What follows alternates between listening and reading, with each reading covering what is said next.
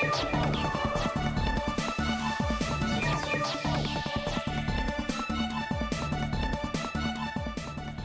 everybody, welcome to the Tube. A lot is going on. Here's our lineup. Was the European Union duped into voting against the free web? Can Wix revolutionize the way indie musicians do some business? Will the new Droid Turbo 2 smartphone really be unbreakable? Can Twitter change its slow growth with a TV commercial campaign?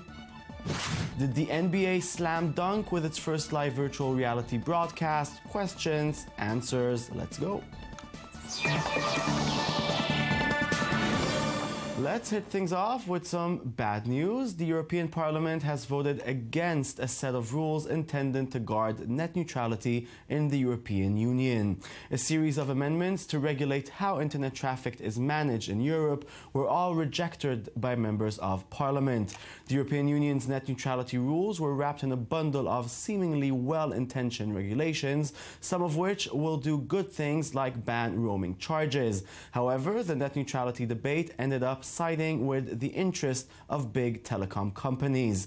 Members of the European Parliament voted in favor of the new rules and all of the loopholes they allow. Here is the European Parliament trying to explain its policies on its official YouTube channel. What is net neutrality, and what are the benefits that your negotiations and your agreement with member states can offer citizens? What it's about is that you have to guarantee that any consumer, any user can have non-discriminatory access to internet. Equal access. Exactly, equal access, and that they can, use whatever kind of equipment they want to use, that all kind of services can be, offered in the open internet and so on, so on, so on. So at the same time, the managing of the traffic, daily traffic, which sometimes has to be, has to take place, because imagine you have a situation in which for terrorism or for cyber attack, which is more of the same. On Monday, we told you about the new Wix service that wants to change the music industry, artist by artist. Today, we'll open our ears wider and go deeper into the groove. Wix, the cloud-based web development platform based in Tel Aviv, wants to shake up the music industry with the launch of Wix Music 2.0, a do-it-yourself product that will provide emerging artists a platform to share, sell, and distribute their tunes. The project is endorsed by Macklemore and Ryan Lewis, who rose to fame with their own self-produced Wix website and without the backing of major labels. Here they are discussing the influence of Wix on their careers. Let's look at the stars before we dance to the Wix tune. I would say, and I might be wrong, but now, in 2015, there is no better time in the history of civilization to put out your art as an artist to the people. Creatively. Right. Doing it yourself. You don't need a huge, big budget. You don't need a record label behind you. You just have to be creative, and there's so many avenues to put your art out to the world affordably, whereas before you needed those different resources to actually even exist and to get noticed. You don't need that now. Right. And we wouldn't be here if it wasn't for those platforms. Whether it be the affordability and ease of going, okay, we're gonna shoot our own music video, or whether it be sharing that with your fan base. And I think over the course of time, being able to be more intimate with your audience and your fan base through social media has been huge. Yeah. With me in the studio is Liat Gurevich, Head of Strategic Marketing at Wix. Good evening. Good evening, nice to be here. So tell me a little bit about Wix Music. How did you come up with this ambitious idea? So we already have over 3 million artists and musicians using our platform today. And what we saw is that being a musician is hard. It's hard work when you're independent, emerging artist. They were having to juggle multiple platforms in order to meet all of their digital needs. And they're doing all of their marketing and business work on their own, on top of the music that they're making, with very little budget. So what we did was bring together all the core digital online solutions that a musician needs to manage their music online, and wrapped it up into one product that really did everything that they needed at super affordable prices. So what are these things that a musician needs? Right, so they need to be able to sell their music direct from their website. They need a digital distribution solution, which means pushing their music out to all the online stores and streaming services. They need an online e-commerce store for their merch. They need fan management, which is contact management and email marketing tool. And then they need some sort of tour promotion facilitator. So we did all of that in one platform for them. And how did you decide to enter the music industry and not, I don't know, video creators, for example? Right, so again, it is a strong vertical already on our platform. As I mentioned, we have 3 million artists already using Wix for their website. So it was just a natural extension for us and a next step to give them an even deeper solution that truly meets all their needs. You know, we talk a lot about the music industry here on the Tube because many aspects of the web are trying, and technology are trying to understand how to make some order in the chaos that's going on there. So how do you see this chaos and Wix's place in it? So what we see is that instead of making musicians go to a different place every time they try to do something, we want to bring all of that together and wrap it up in a core package that is connected. You're already managing your music on Wix. It doesn't make sense to go somewhere else, have to re-upload all your music just to distribute it on the stores. You also want to see all of those analytics and data together, how I'm selling from my website alongside how I'm selling through a streaming service or through an online store or platform like iTunes. So when you put all of that together, it gives musicians more control over their music and also where their revenues are coming from. And we also don't take any commissions or an additional cut off of what they're doing. You know, one of the biggest pains for musicians today is that every platform that they use or every solution is taking another cut out of their earnings. So we don't do any of that. We don't take ownership over any of their rights. So they maintain full ownership over their music. And then other than the premium fees they're paying for their websites, we won't take any additional cut over there. So are you basically the new nightmare of the big record companies? I don't think we're necessarily the nightmare of the record companies, because I think certain artists will continue to work with record companies in a way. But the industry is changing, and so many musicians now are choosing to be independent artists. So what we're really doing is giving them more and more tools to do that. And in a way, if you like, democratizing the music industry. So you don't have to rely on a big label to be able to promote your music and reach your fans. Let's talk a little bit about Macklemore and Ryan Lewis. How did this connection happen? So Macklemore and Ryan Lewis are just the perfect, I think, face for Wix Music in that they are true independent artists. They grew completely on their own. They've never been signed to a label. So they made it through their own blood, sweat and tears and really facing all the challenges that an independent artist faces. And they are true also DIY guys. They really own their digital assets themselves. They use DIY platforms to make their websites and other digital things. And it's been a huge game changer for them in the way they were able to promote their music and grow. And now they want to be able to do the same for other artists. Yeah, and it worked for them. Yeah, definitely worked for them.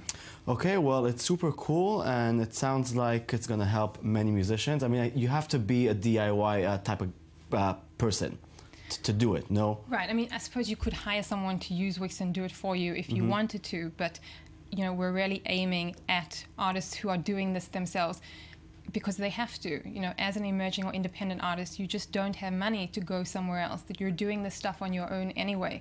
So we're making it super easy, but we're also going to make everything so beautiful and professional that it will look the same as if you had hired someone. Easy, beautiful, and professional sounds great to me. Thank you very much, Liat. Thank you. Okay, we're moving on. One of the most common smartphone problems is a broken screen. It happens so often. Some people, like my boss, prefer to work with a broken screen rather than fix it for a sum of money. Motorola, on the other hand, just released a phone they dare you to break. Verizon unveiled the Motorola Droid Turbo 2 with a damage-proof screen technology called Turbo Shatter Shield. The design integrates multiple layers of material to help bend and absorb the shock to prevent the screen from cracking.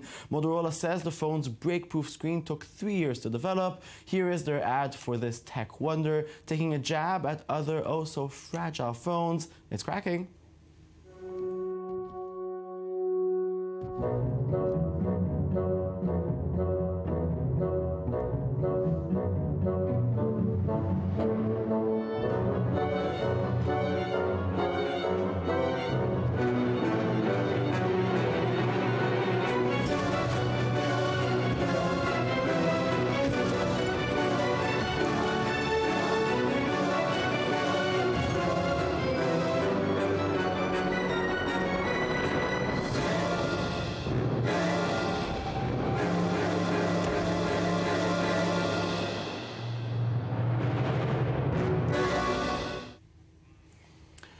Twitter, as you already know if you've been watching the tube like you should, is in crisis. Facing the challenge of slow growth, Twitter launched its first ever TV ad campaign during the World Series just hours after reporting a disappointing third quarter earnings. Co-founder Jack Dorsey, speaking during his first earnings call since returning as permanent CEO, didn't go into detail about the TV ad, but more than once during the call he talked about how Twitter's Moments feature is a promising addition for both users and advertisers. It's early and we're still collecting feedback, Dorsey said, but we've already seen how Moments improved Twitter. The company's monthly active user growth has slowed again during the third quarter, increasing by just 4 million users to a total of 320 million. Hang in there, Twitter, hang in. Over the summer, we got a first look at Google's plan to fix your crappy home network situation. The first on-hub router, manufactured by TP-Link, was pretty cool but a bit expensive. Now Google's got yet another on-hub router, this time made by Asus, and it's even more expensive. Meet the new $220 router by Google. With the Asus on-hub, the product is mostly the same as its TP-Link cousin, but there are some improvements, including the introduction of wave control, which allows you to adjust the Wi-Fi speed by waving your hand across the device. Otherwise, it's another router with a whole lot of antennas and an app to control them, and Google hopes it will make your internet connectivity problem a thing of the past. Here is Google trying to explain their new and strange product. How we use Wi-Fi is changing every day. There are more devices, more apps, and more video. And we're connecting our homes like never before. So shouldn't the routers that give us that Wi-Fi change too? Enter OnHub. OnHub represents an inside-out router rethink. It's built with the idea that if we love the devices that use Wi-Fi, maybe we should love the devices that supply it too. To help make that happen, we didn't just build a router. We built hardware and software that can live inside many of them. The first thing you'll notice about an OnHub is it doesn't look like a router. That's because routers work better in the open, off the floor, not in the closet. So if we want you to put it on a shelf, it can't look like a bear claw. We then had to create components that perform like we want, but fit inside this design. The hallmark of that is the antennas. They're more compact, powerful, and work together to get your device fast, steady Wi-Fi. And now it's time to play some ball, virtual ball. Yesterday marked the start of the 2015-2016 pro basketball season, and the NBA, Turner Sports, and NextVR have combined forces to live stream the season opening game between the Golden State Warriors and the New Orleans Pelicans on Samsung Gear VR devices. This is the first time the NBA aired a live game in virtual reality, and many pundits, such as YouTube channel VR Gamer Dude, were very much excited. That may be a huge step for the NBA and for virtual reality, but viewers complained the game broadcast was constantly erupted and lagged. So, all in all, it was impressive, but unwatchable. The technology, it appears, is just still not there.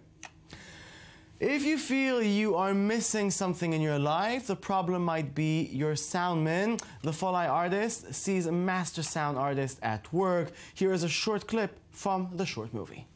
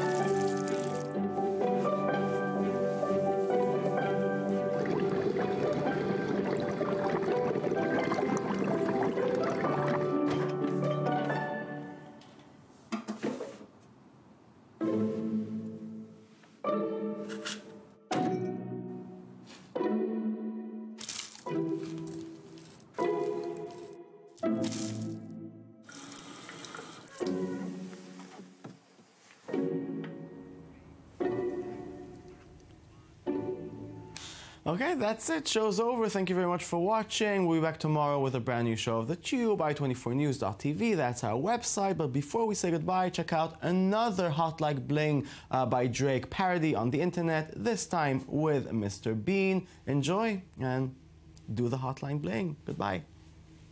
Used to call me on my cell phone. Late night when you need my love. Call me on my cell phone.